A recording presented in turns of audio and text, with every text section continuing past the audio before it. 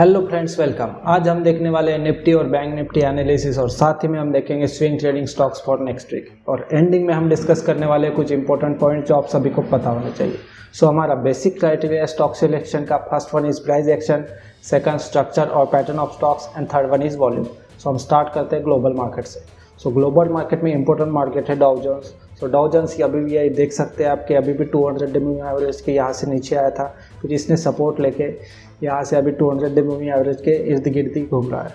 फिर इसके बाद आता है निफ्टी में हम देख सकते हैं कि यहाँ से प्रीवियस रेजिस्टेंस से ऑलमोस्ट स्टॉक्स नीचे आया था, फिर इसके बाद ये 200 डे मूविंग एवरेज के नीचे फिर सपोर्ट लेके बाउंस बैक एंड ऊपर, फिर अभी ये 200 डे मूविंग एवरेज के ऊपर से अच्छा सपोर्ट लेके ये स्ट्रॉन्ग मोमेंटम में है।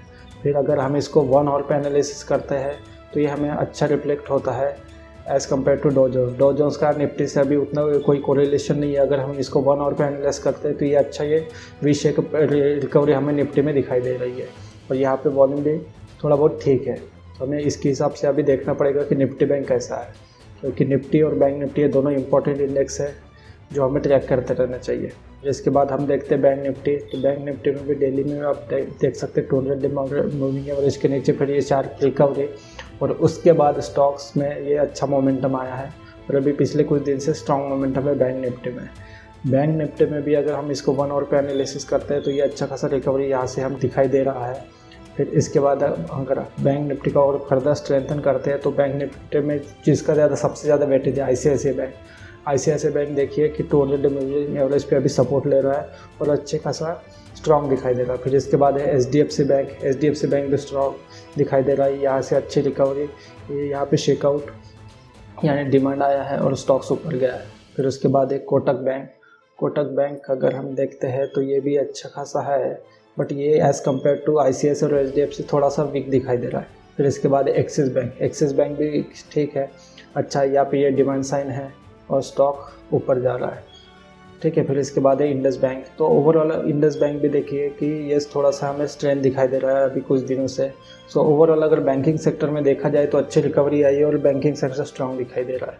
फिर इसके बाद हम थोड़ा बहुत सेक्टर का देख लेते हैं कि कौन से सेक्टर अच्छे परफॉर्म कर रहे हैं या फिर जिसमें स्ट्रेंथ है। फिर अगर फाइनेंस सेक्टर देखते हो तो अभी 200 डे मूविंग एवरेज के नीचे है। यहाँ पर हम अभी थोड़ा सा एड ऑन के लिए 50 का भी मूविंग एवरेज एड ऑन कर लेते हैं। और इसके बाद है फार्मा सेक्टर भी ओवरऑल 200 डे मूविंग एवरेज के नीचे और 50 डे मूविंग एवरेज के ऊपर है, फिर ये भी उतना स्ट्रांग नहीं है। फिर आईटी यहाँ से थोड़ा सा इंटरेस्टिंग है क्योंकि ये फिलहाल में अभी अच्छा से रिकवरी करके स्टॉक्स अच्छा मोमेंटम में आया है। फिर आईटी में अगर देखते हैं तो हमें ध्यान रखना पड़ेगा कि यह कैसा परफॉर्म करता है। फिर इसके बाद है ऑटो सेक्टर में भी थोड़ा बहुत कुछ दिनों से स्ट्रेंथ आ रहा है, बट ओवरऑल ये फिर भी 50 और 200 डे मूविंग एवरेज के नीचे है। फिर इसके बाद है इंफ्रा में देखिए इंफ्रास्ट्रक्चर में थोड़ा सा ये स्ट्रेंथ आया है, ये 200 और 50 डे मूविंग एवरेज के नीचे ऊपर ही ट्रेड कर रहा है। फिर है रियल एस्टेट, तो ये ओवरऑल कुछ हाई बीटा सेक्टर से वो अच्छा परफॉर्म कर रहे हैं। अगर हमें अभी ट्रेड लेना है, कुछ मैनेज करना है, तो उसके लिए हमें देखना पड़ेगा कि बैंक निफ्टी में आप आईसीआईसीआई और एचडीएफसी पे ध्यान रख सकते हैं। इसको 1 आवर पे एनालिसिस कीजिए और इसके अकॉर्डिंग आप ट्रेड मैनेज कर सकते हैं, ठीक है। फिर इसके बाद हम देखते हैं तो एनर्जी सेक्टर ये देखिए कि ओवरऑल अगर आप किसी भी सेक्टर से एज़ कम्पेयर कीजिए तो एनर्जी सेक्टर अच्छा परफॉर्म कर रहा है। साथ ही में रिलायंस, जिसका सबसे ज़्यादा वेटेज है एनर्जी सेक्टर में, वो भी अच्छा परफॉर्म कर रहा है। और रिलायंस पे हमको ध्यान दिए, इसने ओवरऑल पिछले कुछ दिनों से अच्छी रैली दिखाई है और यहाँ से अभी तो इसके लिए ये लास्ट टारगेट हो सकता है कि ये यहाँ से यहाँ तक रिलायंस जा सकता है, बट यहाँ से कैसा पुल बैक लेके जाता है ये हमें देखना पड़ेगा। फिर आता है आईओसी। तो ओवरऑल अगर एनर्जी सेक्टर में देखते हैं तो अच्छा स्ट्रेंथ दिखाई दे रहा है कुछ रिलायंस में as compare to IOC. Hindustan petrol थोड़ा सी वीक है, बट अगर गेल देखते हैं तो ये भी स्ट्रेंथ है, तो हमें एनर्जी सेक्टर पे ध्यान रखना है, ठीक है। फिर इसके बाद हम देखते हैं मेटल में आप देख सकते हैं ये मेटल सेक्टर भी अच्छा खासा स्ट्रेंथ में है। ओवरऑल ये 200 और 50 डे मूविंग एवरेज के ऊपर ही ट्रेड कर रहा है। और फिर इसके बाद है टाटा स्टील में भी अच्छा खासा मोमेंटम है। फिर वेदांता तो ये हायर लो स्ट्रक्चर बना रहा है, अच्छा स्टॉक्स स्ट्रेंथ पे है। जेएसडब्ल्यू भी ओवरऑल अच्छा है दिखाई दे रहा है। ओवरऑल देखा जाए तो मेटल सेक्टर ये जिंदा स्टील देखिए जिंदा स्टील अच्छा है और इसमें अगर वॉल्यूम भी आप देख सकते हैं तो वॉल्यूम भी अच्छा खासा ये यहाँ पे दिखाई दे रहा है। तो आपको इस हिसाब से मैनेज करना पड़ेगा, देखना पड़ेगा कि किस में कैसा रिस्क पोजीशन साइजिंग या रिस्क मैनेजमेंट आपको इस पे ध्यान रखना पड़ेगा और उसके अकॉर्डिंग टू ट्रेड लेना पड़ेगा। हम बात अब आगे में भी बात करेंगे उसके बारे में। अभी हम थोड़ा सा ये स्मॉल कैप मिड कैप पे देख लेते। तो रेमंड देखिए, रेमंड स्पेशली हम 50 डे मूविंग एवरेज को थोड़ा सा रिमूव करते हैं।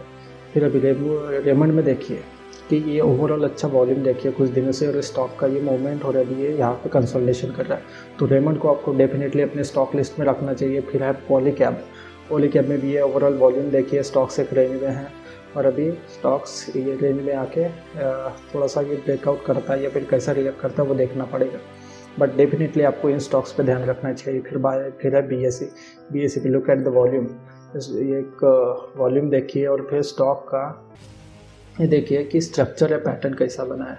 तो ओवरऑल अगर इनमें अगर आप देखते हैं कि ये थोड़ा सा बॉक्स एक ही रेंज में था, ये वॉल्यूम और ब्रेकआउट, और यहाँ पे स्टॉक सभी एक रेंज में है, तो ये भी आपको अपने लिस्ट में रखना चाहिए। फिर उसके बाद है अडानी एंटरप्राइज, ये भी स्टॉक्स अच्छा है, इसको भी आप ऐड कर लीजिए। प्रिंस पाइप में भी ये वॉल्यूम देखिए, स्टॉक्स वो काफ़ी दिन से एक ही रेंज में है, बट आपको वॉच लिस्ट में रखना चाहिए। सो और आप SRF भी अच्छा खासा ही है, 200 डे मूविंग एवरेज पे ये प्रीवियस रजिस्टर्स के पास है। तो आपको यहाँ पे भी ध्यान रखना पड़ेगा कि ये स्टॉक्स अभी यहाँ पे कैसा रिएक्ट करता है। हम इसका थोड़ा सा कलर चेंज कर लेते हैं।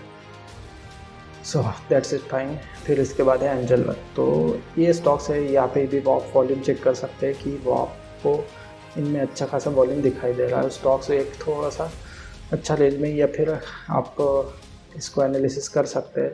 सो ये हो गया, that's it guys analysis. But हम अभी थोड़ा सा इंपॉर्टेंट, सो फ्रेंड्स अभी हम डिस्कस करते हैं कुछ इंपॉर्टेंट पॉइंट्स जो आप सभी को पता होने चाहिए। अगर आप नए ट्रेडर है या एडवांस ट्रेडर है तो आपको पता ही होगा कि रिस्क मैनेजमेंट का बहुत इंपॉर्टेंस होता है स्टॉक्स में। आपको ट्रेडिंग करते वक्त तो आपको हमेशा उस पर ध्यान देना चाहिए, आपको रिस्क मैनेज करता आना चाहिए, और उससे भी इम्पोर्टेंट पोजीशन साइजिंग। तो आप उसके अकॉर्डिंग ही पोजीशन साइजिंग कीजिए और अच्छा स्टॉक्स को मैनेज करके इस स्टॉक्स को, अगर क्योंकि कैसा होता है कि कोई भी स्टॉक जब अच्छा परफॉर्म करता है तो वो ठीक है, बट उसने अगर अच्छा परफॉर्म नहीं किया या फिर वो डिले करता है तो आपको अपने पोजीशन साइजिंग और रिस्क मैनेजमेंट पे बहुत ध्यान देना पड़ेगा। उससे आप अच्छा खासा मैनेज कर सकते हैं, आप अपना रिस्क मैनेज कर सकते हैं या अपना लॉस या फिर जो भी है उसको। तो आप डेफिनेटली इस पर ध्यान दीजिए। So that's it guys, thank you very much. अगर आपको कोई क्वेरी या डाउट हो तो आप हमें कमेंट कीजिए, हम आपका रिप्लाई ज़रूर करेंगे। So thank you very much.